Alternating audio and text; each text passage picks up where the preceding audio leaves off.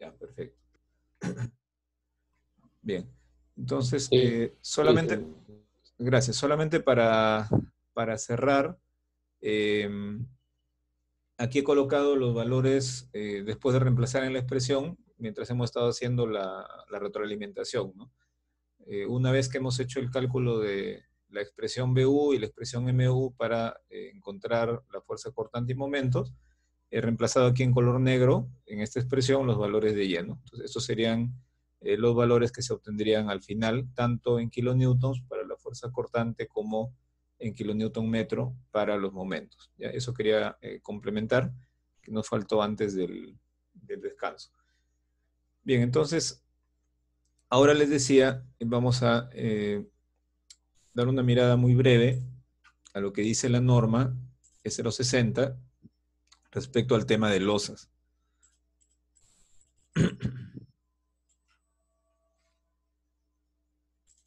O sea, si ustedes van al capítulo 13, van a encontrar algunos alcances generales, van a encontrar, por ejemplo, cómo determinar el espesor mínimo. Este capítulo de losas en dos direcciones se aplica tanto a losas macizas como a losas nervadas. Entonces, si alguien quiere diseñar una losa aligerada o una losa nervada en dos direcciones, ¿no? Siempre que sea dos direcciones, pueden aplicar los criterios de este capítulo. Nosotros lo vamos a aplicar a losas macizas, pero tomando ciertas consideraciones, pueden ser aplicados también a losas nervadas o aligeradas. Existen dimensiones que se van a utilizar más adelante, dependiendo de los métodos. Nosotros vamos a ver el método de diseño directo. Entonces nos va a importar, por ejemplo, definir qué es una franja de columna, ¿no? O qué es una franja de diseño, ¿no? Que es una franja central. Entonces vamos a hacer un esquema que nos ayude a entender específicamente qué significa esto, ¿no? Que es una franja central, que es una franja de columnas.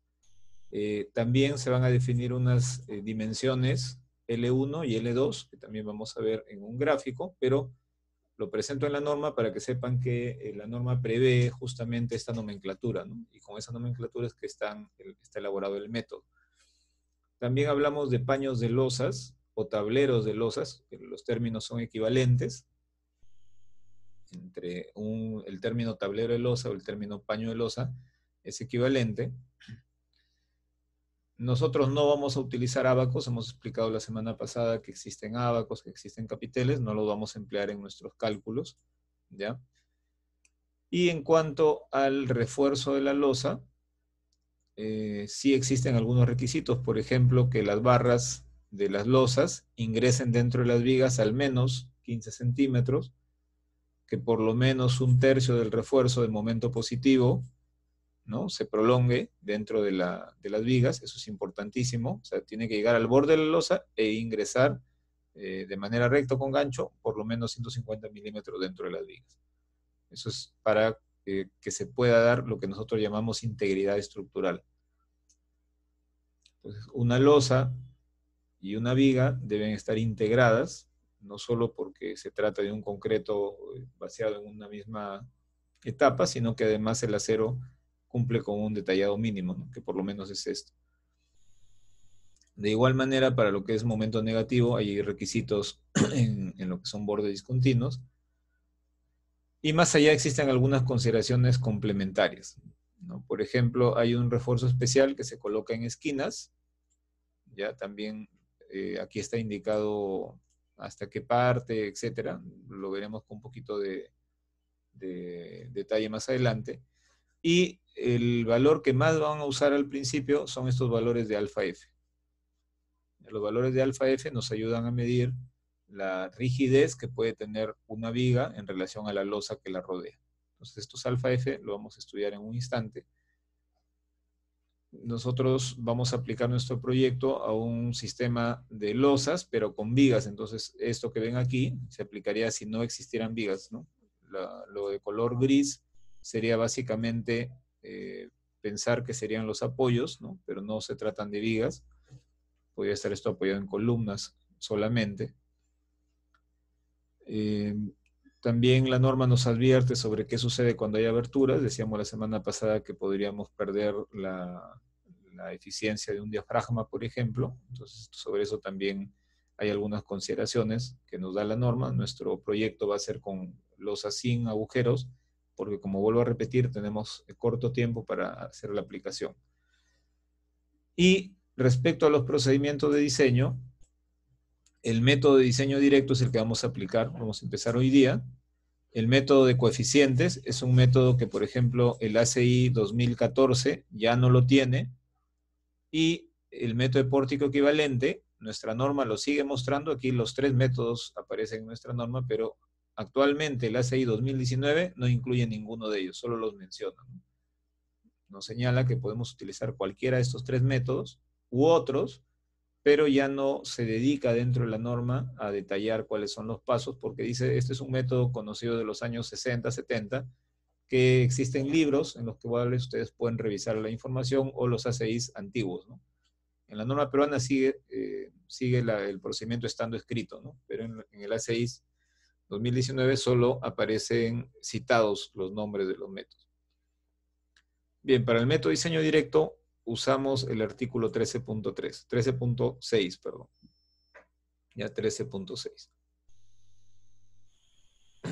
Aquí está el método diseño directo. Entonces hay unas limitaciones que las vamos a ir explicando. Ahora sí, con ayuda nuevamente de esto, voy a guardar esta información. Vamos a guardar esta información. Eso, envíenoslos, por favor, ingeniero. Sí, justamente para eso lo estoy pasando aquí, para poder colocarlo en el módulo. JPG. Esto es solución.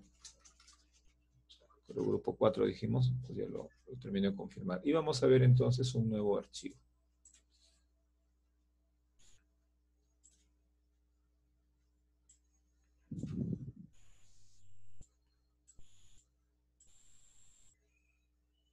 A ver, entonces, ¿qué me dice el método de diseño directo? Me dice, la primera limitación es que existan al menos 3 paños continuos en cada dirección.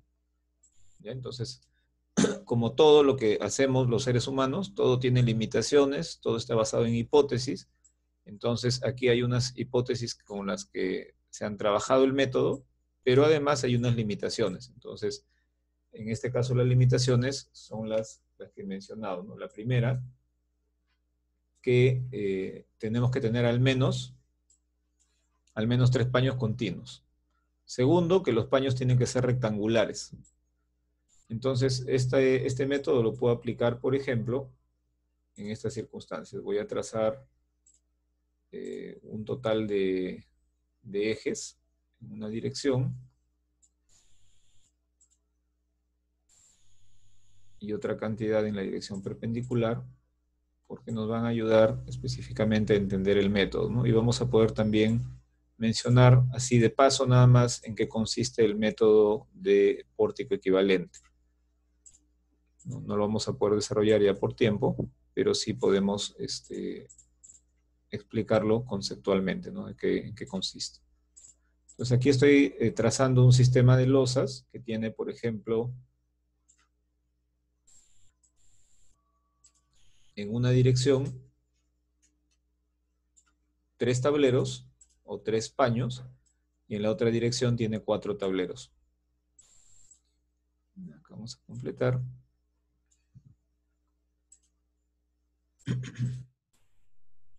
Y está. Entonces lo que me dice es que acá debo tener al menos 3 paños rectangulares, y en la otra dirección también al menos 3 paños rectangulares. En este caso tengo 3 por 4. Voy a dibujarle columnas solo hacia abajo. Se entiende que esto es parte de una estructura que puede tener un piso o puede tener 20 pisos, ¿no? Pero para efecto de lo que queremos mostrar, nos basta mostrar un nivel. Y estamos trabajando, ojo, con losas que sí tienen vigas en el problema que vamos a desarrollar. Es el problema aplicativo que vamos a desarrollar si tenemos vigas. Entonces todo lo que se ve en color negro son las vigas, y al interior están los paños.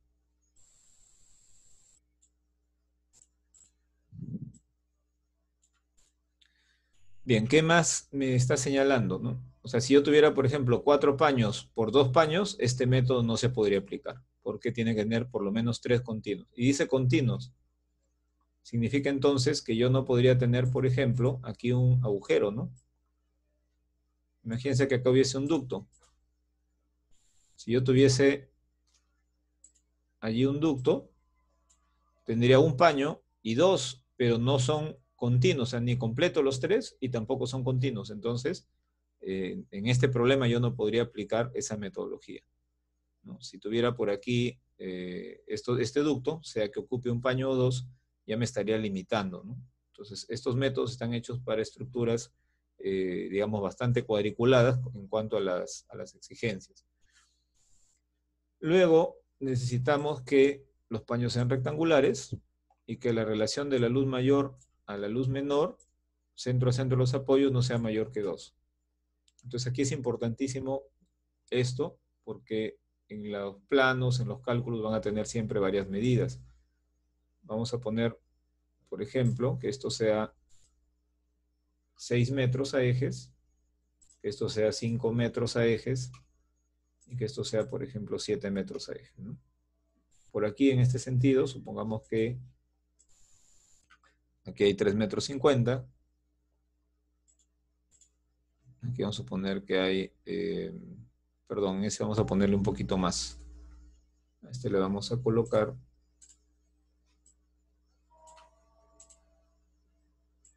380, por ejemplo. Aquí también 350. Y por aquí, por ejemplo, 370. ¿Ya? Podríamos tener esas luces u otras, pero lo que tengo que buscar es cuál es el paño que tiene, que es más alargado, ¿no? El paño que es un rectángulo, pero más alargado. De los que estoy observando, este cumpliría con ese requisito. ¿Por qué? Porque aquí mide 7 y transversalmente mide 3.5. Si yo calculo la longitud mayor entre la longitud menor, me da un factor de 2. Ese es el tope que me permiten, ¿no? Como ustedes pueden observar en la norma. ¿No? No mayor a 2, dice. No mayor a 2. Aquí al No final, considero el 3.8, Inge. perdón, El 3.8. con 3.8 voy a obtener más, ¿no? O sea, la relación va a ser menor en ese caso, entonces voy a estar siempre, digamos, con un valor menor a 2, ¿no? O sea, si yo divido 7 entre 3.8, esto me sale menos de 2. 1 punto, ¿cuánto sale? 84. ¿No? 1.84. O sea, cualquiera de los otros paños cumple sin ningún problema. Este es el que estaba a punto de no cumplir, ¿no? Porque yo lo que necesito es que el lado mayor al lado menor sea menor o igual a 2. Entonces todos cumplen y este está cumpliendo con la justa, ¿no? Estamos exactamente en el límite. O sea, hemos visto, recuerdan, que una losa trabaja predominantemente en una dirección o en las dos direcciones. Justamente por eso es que toman esta previsión.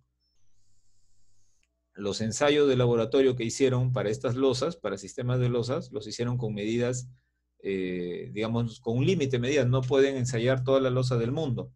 Entonces el método está hecho para ciertas relaciones, ¿no? Esta relación aquí es máximo 2. O si yo dividiese al revés, la mínima entre la máxima, tendría que ser la relación mayor o igual a 0.5. Entonces el paño que marqué o el que está a su lado son los paños que tienen mucho más largo entre el ancho, ¿no? Es el valor más alto posible. Me basta demostrar que aquí pasa, los demás entiendo que van a pasar.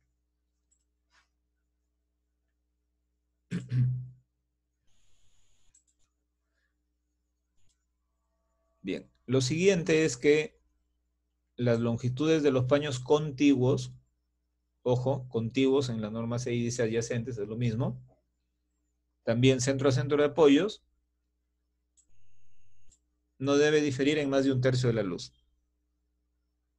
1/3 de la luz mayor. Entonces miren ustedes acá. Por ejemplo, entre estos dos valores, ¿cuánto es 1/3 de 7, por favor? 233. 2 punto. 33. 33. Entonces lo que me dice es, la diferencia de estos dos, entre el menor y el mayor, la diferencia no tiene que ser mayor que 2,33. ¿Cuánto es la diferencia? La diferencia es 2, ¿verdad?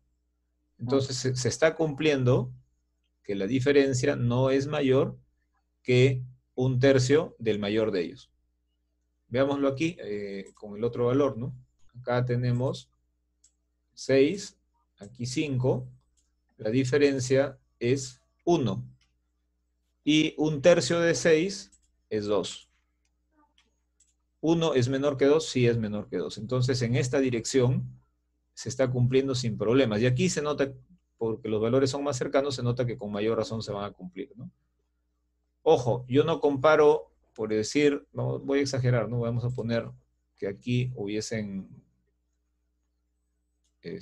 perdón, acá. Vamos a suponer que acá hubiese tenido otros datos.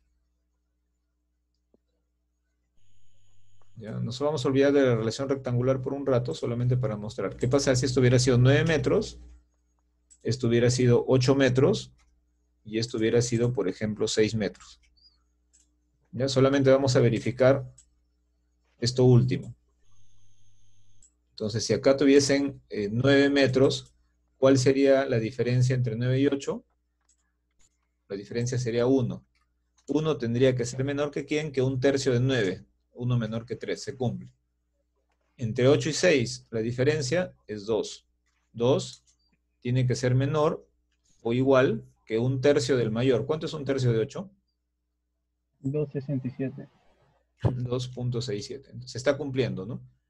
No se me podría ocurrir comparar el 9 contra el 6, ¿no? Eso no puedo hacer porque no son tramos adyacentes, ¿no? O sea, comparo estos dos, si se cumple perfecto, ahora estos dos, si se cumple perfecto. Entonces, la comparación es de a 2 a 2, paños adyacentes solamente. ¿Alguna inquietud hasta ahí? Y si en caso que fuese, por ejemplo, 5, en vez de 6, fuese 5. ¿Este último paño? Sí. Bueno, si tuviéramos aquí 5, la diferencia sería 3, ¿verdad? 3. Y 1/3 de 8 sigue siendo 2,67. Como 3 es mayor que 2,67, no se puede aplicar el método. Ahí terminó nuestro intento de utilizar el método.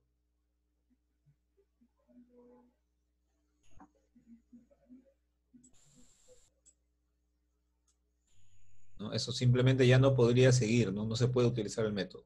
Entonces, lo que les indiqué yo en la primera semana de clases era, el sílabo nos pide desarrollar métodos que ya el ACI no tiene dentro de la última versión del 2019, ya no lo tienen los métodos, en parte porque estos métodos están, digamos, en varios libros, en parte porque son métodos que aparecieron en los años 60, 70, pero que se siguen editando, y prácticamente todos los sílabos del Perú tienen incluido esta metodología, ¿no?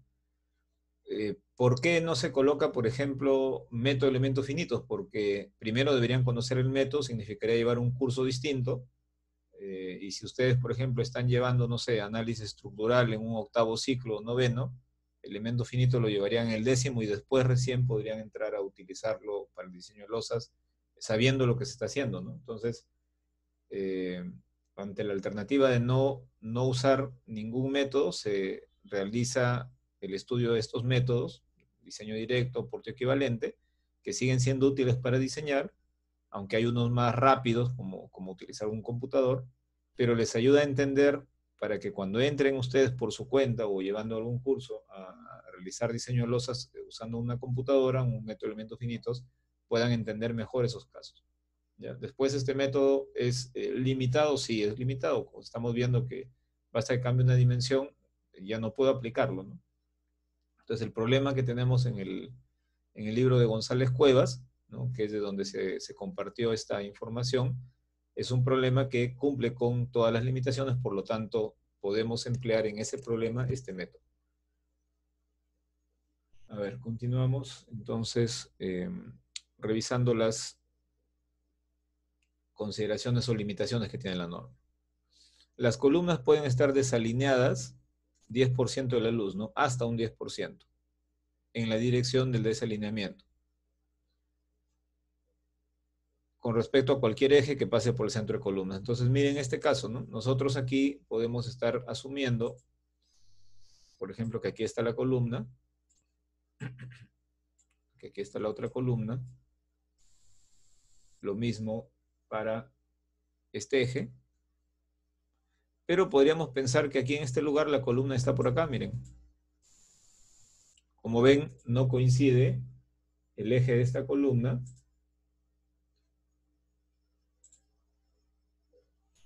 ¿sí? El eje de esta columna no coincide, ¿no? Entonces, si yo hago un trazo por aquí, con respecto al eje de la mayoría de columnas, este es un desfase, ¿no? Este es un desfase. Entonces, lo que me dice la norma es, este desfase, en esta dirección que estoy midiéndolo, no debe ser mayor al 10% de esta luz. Por ejemplo, aquí tengo 8 metros, entonces esto no debería ser mayor a 0.80 centímetros. Si hubiera una pequeña desviación de 50, 40, 30, perfectamente puedo seguir usando el método, aunque la columna esté desfasada. Si llego a 80 también, pero si supera la desviación, ya el método no se podría emplear. Eso es básicamente lo que me está diciendo aquí. Puede estar desalineada hasta 10% en la dirección del desalineamiento. En esa dirección mido la luz. Mido esta luz, le saco el 10% y esto podría ser el máximo. Hay una pregunta de Daniel Benítez sobre algún libro o video de elementos finitos. Bueno, tendría que hacer una revisión para poder decirles qué información. Yo estudié con el libro de Sienkiewicz. Esto se escribe, tiene la teoría básica de lo que es elementos finitos, es bastante matemática, ¿no? Para poder entender lo que se hace ahí. Sienkiewicz, no recuerdo si era CH o CT. Sienkiewicz, hay un libro de elementos finitos. Ese libro tiene, digamos, toda la matemática aplicada a diferentes ingenierías, ¿no? Desde aeronáutica y otras cosas, pero se centra, ¿no? Aunque hay una introducción donde se habla incluso de electrónica y otras cosas, se centra en el análisis estructural, ¿no? Digamos que este es un libro para aquella persona que quisiera aprender cómo es un método de elementos finitos e incluso llegarlo a programar, digamos, ¿no? Pero si lo que quisiéramos es entender los resultados de un software, necesitaríamos tener, digamos, algo simplificado respecto a lo que aparece aquí, porque acá hay bastante parte teórica de análisis numérico, de matemática, ¿no? Tendría que ser algo más simplificado que esto, sin llegar, pues, a no estudiar los elementos finitos, ¿no? Pero esta podría ser una alternativa inicial, ¿no? Como yo voy a buscar un libro que no tenga tanta matemática para poder hacerles alguna recomendación, ¿ya? A ver, entonces ya tenemos revisadas las limitaciones 1, 2, 3 y 4. Vamos a la quinta. Esta quinta limitación es específicamente por las cargas. El método se aplica para cargas de gravedad solamente.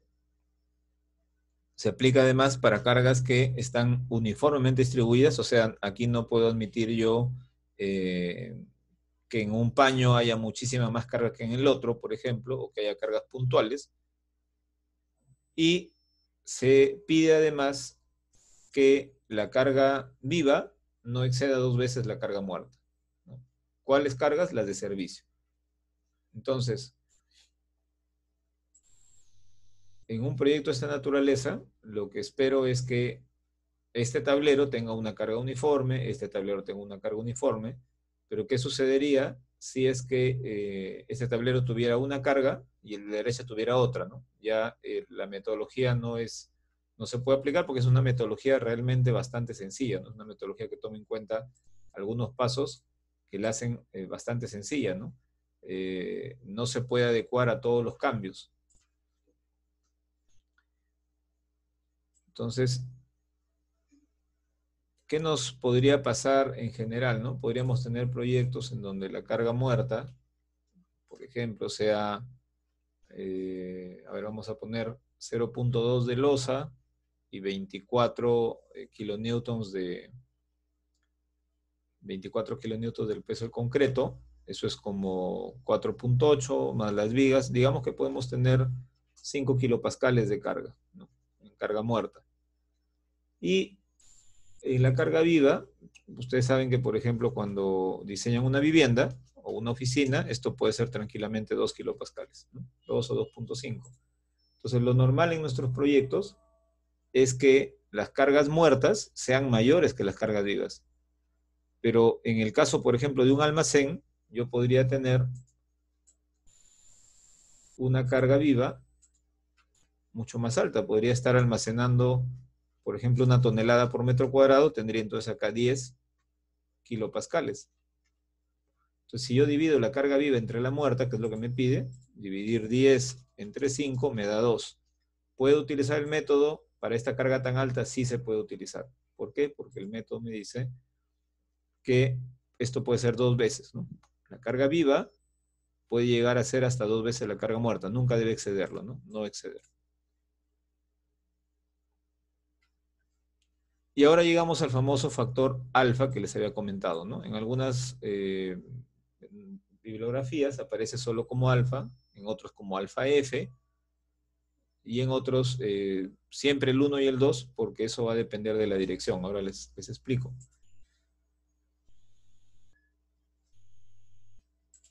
Hasta ahí quisiera saber si hay alguna duda, hasta lo que hemos comentado.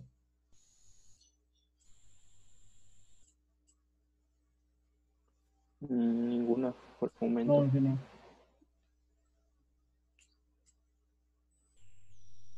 Entonces, más o menos en qué consiste el método, ¿no? O sea, a qué es a lo que uno quiere llegar. Lo que uno quiere llegar es a saber con qué valores de momentos vamos a diseñar, ¿no? Esa es la idea. O sea, el método me sirve para que en lugar de hacer un análisis estructural, así como ustedes utilizan un método de rigidez o utilizan un método de área de momentos, un método de 3 momentos, ¿no? La ecuación de los 3 momentos, por ejemplo, o un método de Cross, en lugar de utilizar alguno de esos métodos que se utilizan normalmente para elementos lineales, hay métodos bastante sofisticados para analizar losas, ¿no?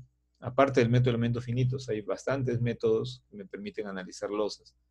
Pero, como digo, son métodos que son bastante sofisticados y que muchas veces se prefiere no entrar a usarlos, ¿no? Entonces, a ver si acá los tenía para poder mencionarlo brevemente. No se movió esto. Aquí.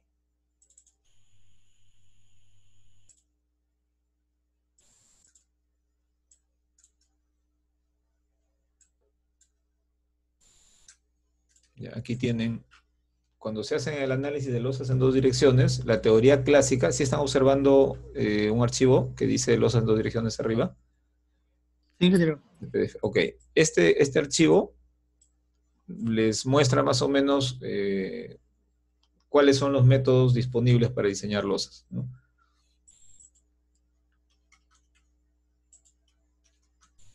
Entonces ustedes observan que aquí existe, esta es la teoría básica de diseño de losas, que cuando lo encontramos en las bibliografías se denomina así teoría de flexión de placas, ¿no? Se llaman placas a elementos planos de espesor delgado, no se refieren a las placas que ponemos contra los sismos, ¿no? Se refiere a las losas específicamente.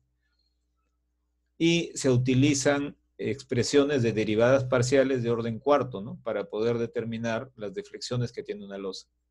Entonces, resolver un sistema de estos requiere, como les digo, bastante matemática, ¿no? Yo puedo hallar los momentos en la dirección X, en la dirección de torsión, en la dirección Y, las fuerzas cortantes en X o en Y, a través de un sistema de derivadas.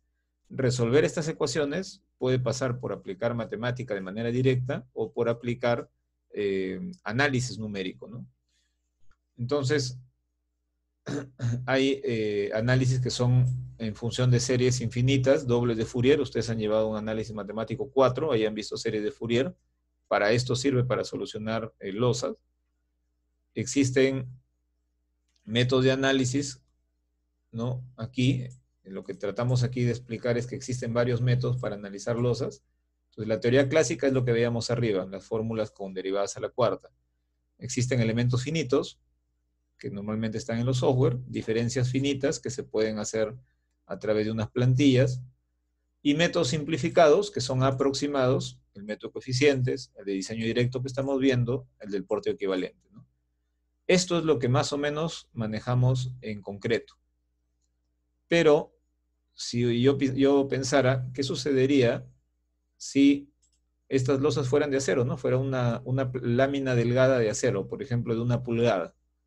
O si esta lámina fuese, pues, en un edificio industrial, estos paños fueran paños de 1 metro por 3, 1 metro por 4. Perfectamente, en estructuras industriales utilizamos parrillas metálicas o planchas estriadas para los pisos, ¿no? Ya no colocamos concreto de 20 centímetros o de 15, sino planchas estriadas en estructuras industriales, dependiendo del uso. Entonces, ¿cómo analizaría eso, no?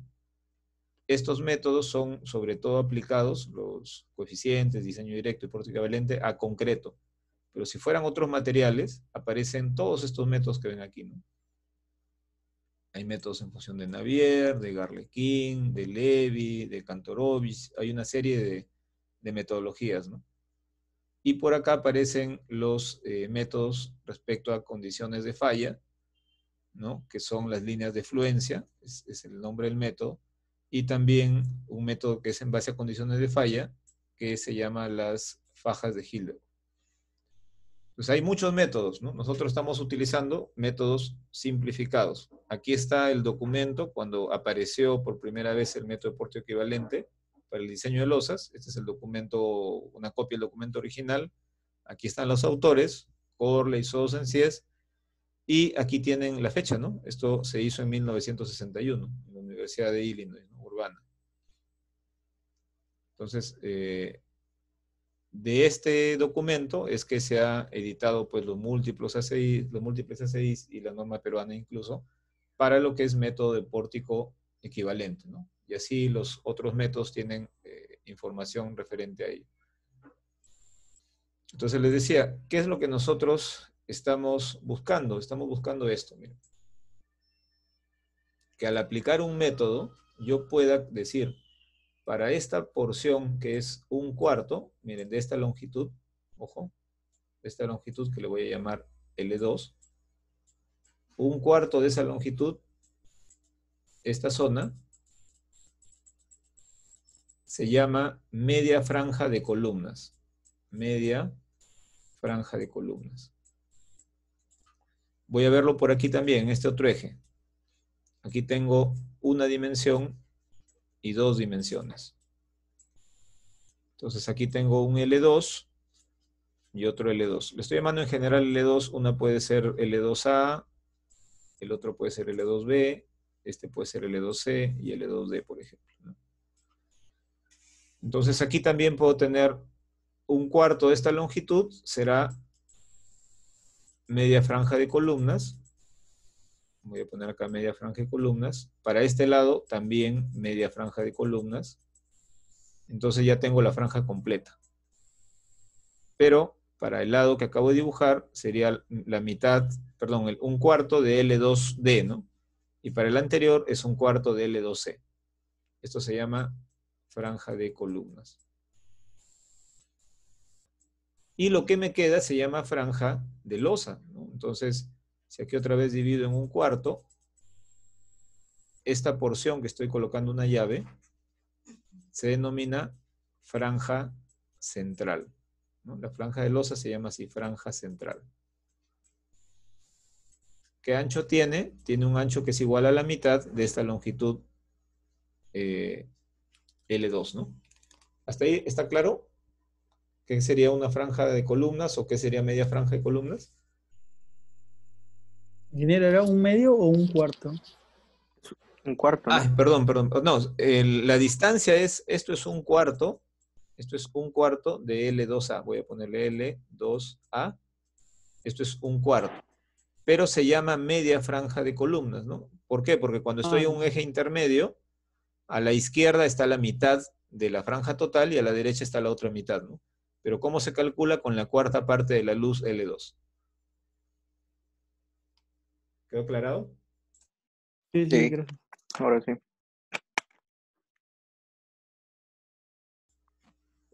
Bien, entonces yo voy a dibujar en este paño, en este segundo paño, digamos, si mido desde aquí arriba hacia este lugar, en este segundo paño, a mí lo que me interesa es conocer, aquí debe aparecer un diagrama de momentos flectores,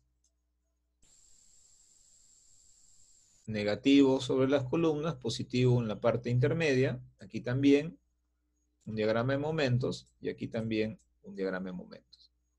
Entonces, estos momentos, ¿cómo los puedo hallar? No los puedo hallar con un análisis estructural convencional, porque el análisis estructural está hecho para pórticos, y aquí lo que tengo son losas más pórticos. Entonces, el método lo que me va a decir es cuánto vale este momento, ¿no? Este momento, entre estos dos puntos, me va a decir el método, igual me va a decir cuánto debe valer este momento, y así en cada una de las secciones críticas. El método ya me da los momentos con los que tengo que diseñar, o sea, no me dice, mire, el eje es tanto y tienes que moverte a la cara, ya me da los valores de diseño.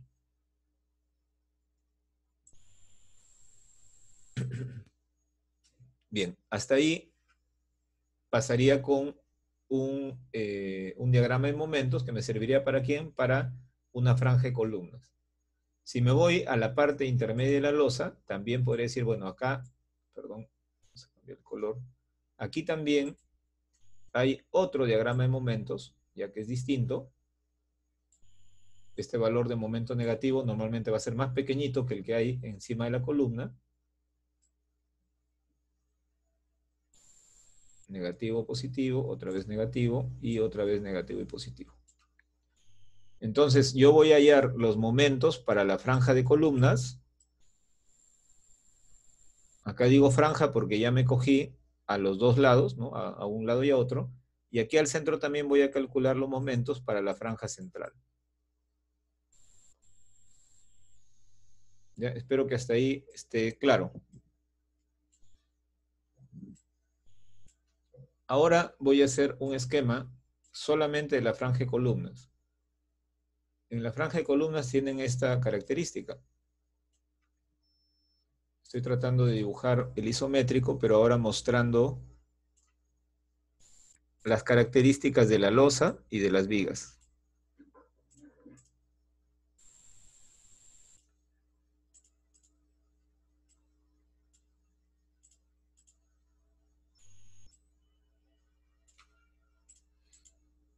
Ya está. Perdón. ¿Qué estoy graficando ahí? Estoy graficando la franja de columnas que tiene un ancho. Acá hemos visto que hay media franja de columna y media franja. Todo el ancho completo sería lo que están observando ustedes. Entonces, en esta dirección tendrían la losa más la viga, que estaría viéndose como si fuese una viga tipo T. ¿No? Es como que acá hubiera una viga tipo T. Entonces acá me puedo dar cuenta de algo, ¿no? El momento que he dibujado en rojo, el momento que dibujé aquí en rojo, es un momento que no es ni de la viga ni de la losa, ¿no? Una parte de ese momento de la franja de columnas se va a dividir, ¿no? Parte de este momento, parte se va a ir a la losa y parte se va a ir a la viga. Normalmente las vigas absorben el 85% del momento, ¿no? De este momento total, el 85% se lo lleva la viga y el 15% la losa. Pero ese no es un valor fijo, estoy dándoles uno de los datos que les puede salir que aparece en unas tablas. Entonces, el trabajo consistirá primero en calcular momentos en franja central y columnas, y luego de las columnas decir, bueno, para la losa específicamente, para esta losa, digamos, le corresponde este diagrama de momentos, y para la viga, le voy a poner con verde, propiamente para el diseño de viga, me corresponde un diagrama que va a ser seguramente más grande, ¿no? Pero sumado los dos diagramas, me dan este diagrama que había trazado yo en franja de columnas. ¿Hasta ahí está claro? Sí, ingeniero. Y antes de eso, o sea, esto es lo último a lo que voy a llegar, ¿no? Este es el último paso del análisis estructural simplificado, ¿no? Llegar a momentos en la porción de de la losa que pertenece a la franja de columnas y en la porción de la viga que pertenece a la franja de columnas. Ese es el último paso.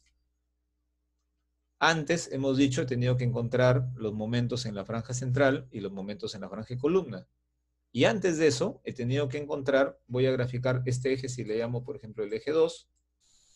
Antes de eso, he tenido que encontrar en el eje 2, que tiene 4 columnas, ¿no? 4 apoyos. He tenido que encontrar yo un momento que es la suma de ambos. Pues este momento es la suma del azul y del rojo que he dibujado por aquí. Entonces, nuestro primer paso es todavía anterior a este. Es haber dicho, tengo 4 apoyos, ¿y qué pasaría si estos fueran vigas simplemente apoyadas y si este momento fuera W L cuadrado sobre 8, ¿no? Ese es el momento en una viga simplemente apoyada. Entonces yo he ido de atrás para adelante para que luego entiendan por qué hacemos esto. Lo primero que vamos a hacer, voy a ponerle aquí paso 1, es hallar estos momentos que se llaman momentos estáticos. En esto va a consistir el trabajo. Y si alguien ya para mañana puede haber leído el ejemplo del libro, perfecto. Primero calculamos momentos estáticos. Luego calculamos momento negativo y momento positivo. De este momento total, ¿qué porcentaje es negativo y qué porcentaje es positivo? Ese es el segundo paso. Voy a poner aquí 2.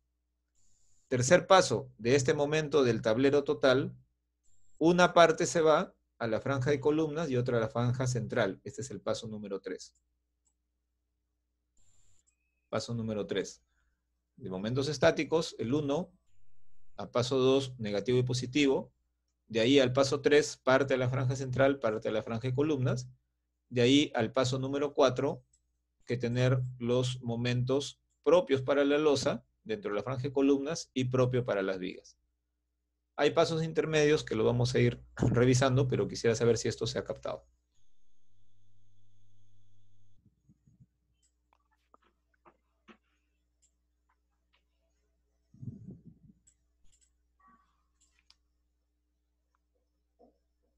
¿Sí se llegó a captar esto? Sí, ingeniero.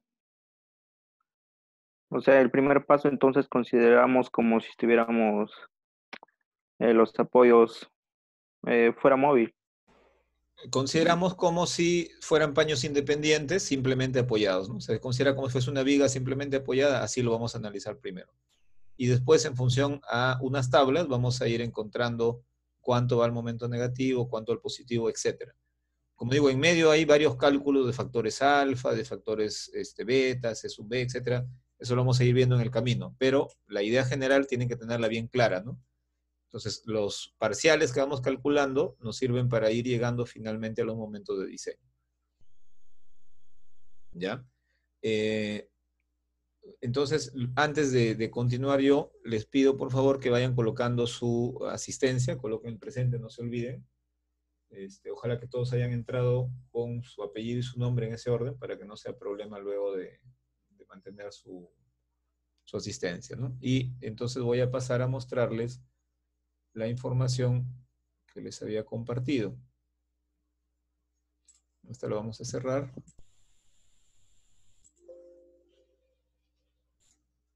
Esta y esta de la norma.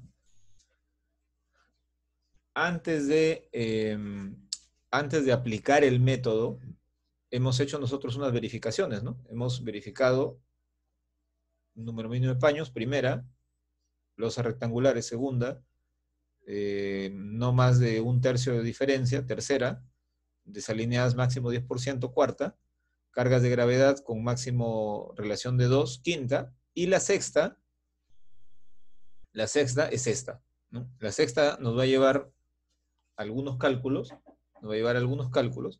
entonces es necesario que ustedes, por ejemplo, para mañana, tengan a la mano la manera de calcular de una forma rápida, por ejemplo, la inercia de una viga tipo T, ¿no?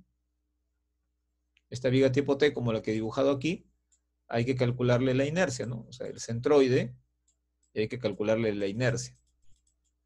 Entonces, mañana diremos esto vale tanto, y automáticamente puedan calcular la inercia de esa sección.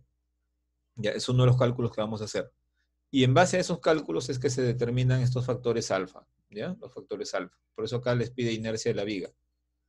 La inercia de la losa es más simple, porque la losa es un rectángulo, ¿no? Pero la viga sí es tipo T.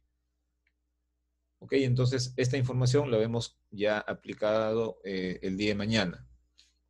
Y aquí aparece lo que les decía, ¿no? Vamos a calcular primero el momento estático, W² sobre 8.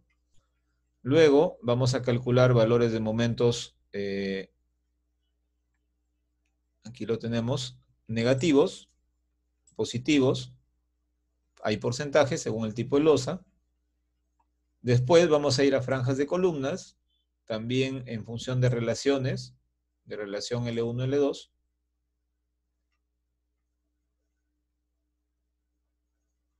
Para efecto de las columnas, franja de columnas, tenemos que calcular unos valores de beta. Eso es función de la torsión o las propiedades torsionales de las vigas, que se calculan con estas expresiones.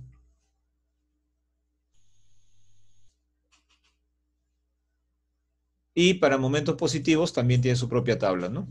¿Cuánto tiene que ir a las franjas de columnas con momentos positivos? Aquí está la tablita. Entonces, este es el procedimiento.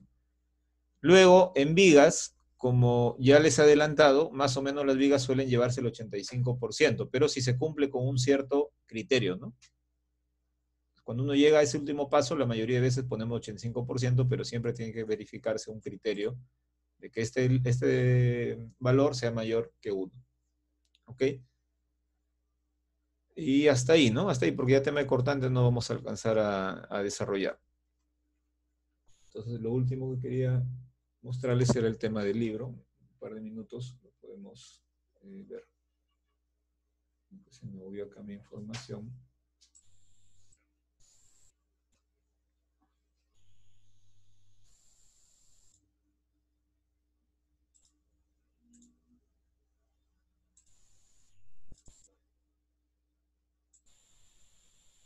Aquí está. Ya, presten atención, por favor, aquí muy breve voy a tratar de ser. El capítulo 17 les habla de losas que no tienen vigas intermedias. Imagínense el mismo dibujo que hemos hecho, este dibujo, pero solamente las vigas están solo en el contorno. Solamente hay vigas en el contorno e internamente no existen vigas. ¿Ya? Entonces, ese sistema de losas lo tienen aquí el capítulo 17 con ejemplos. ¿Ya? Con ejemplos, está toda la parte teórica de cómo se comportan las losas, y aquí está el ejemplo. Esto que aparece en color gris es el ejemplo, ¿no? Eso no vamos a desarrollar, pero si alguien tiene interés en investigar este tipo de sistemas, ahí lo tienen, ¿no? Aquí tienen otro sistema. El sistema de losas planas sería este gráfico, pero no hay vigas ni en el borde ni internamente, ¿no? No existen vigas ni de borde ni vigas interiores. Entonces las losas planas, aquí tienen también los temas de ábacos y capiteles, y también completan con ejemplos, ¿no? Hay casos, por ejemplo, cuando tienen nervaduras, ¿no? Ahí está explicado, y termina también con un ejemplo aplicativo, que acá lo tienen, ¿no? Es un ejemplo de una losa tipo waffle slab.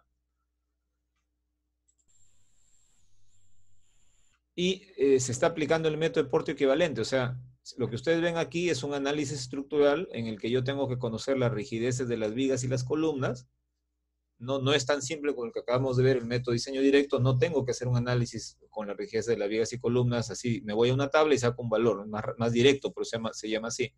El método de Porte equivalente es mucho más extenso. Ustedes pueden revisar por aquí todos los pasos y se van a dar cuenta que es bastante largo, ¿no? Este método se puede aplicar para cualquiera de los sistemas, ¿no? Aquí lo están aplicando para un sistema de losas planas. El capítulo 19 tienen losas apoyadas perimetralmente y losas planas, pero se está aplicando un método generalizado, ¿no? En nuestro caso, el problema que queremos desarrollar lo tenemos aquí. Es este problemita que está en la página 655. ¿Ya? Aquí empieza el problema en la 655 y es el que les pido ya vayan dándole una miradita. O sea, casi hay vigas, tanto en el borde como en el interior. Están las medidas de las luces. Ya están las medidas de las luces. Están los nombres de los tableros. Tablero 1 en romanos, 2, 3 y 4. Están los tamaños de las columnas, especificados por aquí abajo, las cargas, y a partir de ahí se procede a verificar si estamos cumpliendo o no los límites que hemos comentado temprano. Entonces vamos a empezar a revisar cada uno de estos pasos. Hay que calcular alguna inercia, entonces esto lo pueden ir ya verificando ustedes. Y este es el procedimiento que se emplea para llegar finalmente al diseño, ¿no? Todo está en base a tablas en donde se aplican porcentajes. La idea es aplicar lo que hemos visto. Acá está la zona donde se calcula la torsión. Y hasta aquí se está llegando ya propiamente al área de acero, ¿no? No sé si nosotros lleguemos al área de acero, pero por lo menos a los momentos sí vamos a llegar. Después el diseño es como el diseño de una viga, ¿no? Podemos verificar uno o dos de los datos. Yo quiero saber de dónde salió algún numerito de estas tablas. Bueno, terminado estas hojas grises, está explicado renglón por renglón qué numerito multiplicaron, cuál fue la viga interior, qué valor dividieron. O sea, todo lo que aparece aquí es la explicación del problema, ¿ya? Entonces, si alguien tiene alguna duda, antes de la explicación de mañana o después de ella, puede siempre recurrir. Están calculados bastante ordenado cómo es que se fueron determinando cada uno de los valores que aparecen en el problema. ¿Ya? Entonces, hasta ahí, ¿no? Hasta ahí, porque esto ya empieza a ser otro método. A partir de aquí ya estamos hablando de otro método. ¿No? Aquí termina en la página, esta página es la 676, ¿no? La última página que aparece la explicación en texto de lo que se ha hecho arriba en el método es la 676. Ok, entonces el día de mañana deberíamos estar obviamente conectándonos a la hora de siempre y estaremos revisando este problema. A veces le voy a decir, por favor, revisen el artículo tal o la página tal para que ustedes vayan participando y no quede ningún dato suelto, ¿no? Porque hay bastante información que trabajar. Entonces, si queda alguna inquietud final de ustedes, por favor.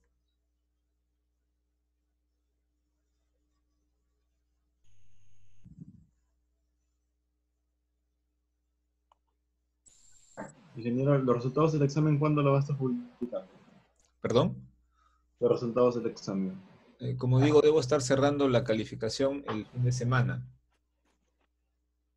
Ya el fin de semana ahí debo estar alcanzando. Los otros nos piden que en la semana 9, o sea, la próxima es la 8, en la 9 nos piden que hagamos el ingreso y entrega de notas, tanto el C1, C2 y el parcial. Pero el C2 vamos a entregarle a ustedes el fin de semana y si el parcial lo tenemos que evaluar, pues, o calificar, perdón, hasta fines de la semana 9, que es lo que nos piden, ¿no? Y ahí podemos ingresar ya todas las notas. ¿Alguna otra consulta? Ingeniero, con respecto Sí. al dado, dijo que iba a haber un descuento por el tiempo de entrega, ¿no? Quería saber al respecto porque no, algunos nos quedó un poco corto el tiempo, aparte de tener que tomarle foto y unir las partes, no sé, nos hizo un poco de demora. Sí, por eso les decía hace un instante que tengo que completar la evaluación, porque, por ejemplo, si un grupo me demuestra, digamos, que ha hecho todo y que lo ha presentado, voy a exagerar, media hora antes del término, y hay otro grupo que se ha demorado media hora más, pues, de hecho, que tendría que proceder este descuento, ¿no? De algún puntaje. Pero si todos están más o menos demorándose 10, 15 minutos más del plazo, entonces no hay problema, ¿no? Por eso tengo que terminar de revisar para medir un poco la implicancia que tiene esa velocidad de trabajar del grupo, ¿no? Entiendo que más o menos todo el aula maneja, digamos, un mínimo de tiempo y máximo de tiempo. Ahí hay un valor. No todos se demoran igual, ¿no? Pero sí me permitiría tener una idea, a ver, terminar de calificar, para cambiar ese criterio que había colocado de los plazos, ¿no? Pero déjenme terminar la calificación para poder tomar eso en cuenta. Cuando les publique las notas, les indicaré, se consideró hasta tal horario, sin modificaciones, para que se queden más tranquilos incluso. Y si hubiera alguna duda, reclamo o pregunta, también estamos abiertos a escuchar una vez que hayamos entregado las notas. Sí, adelante. No, está bien, ingeniero. Sí, adelante.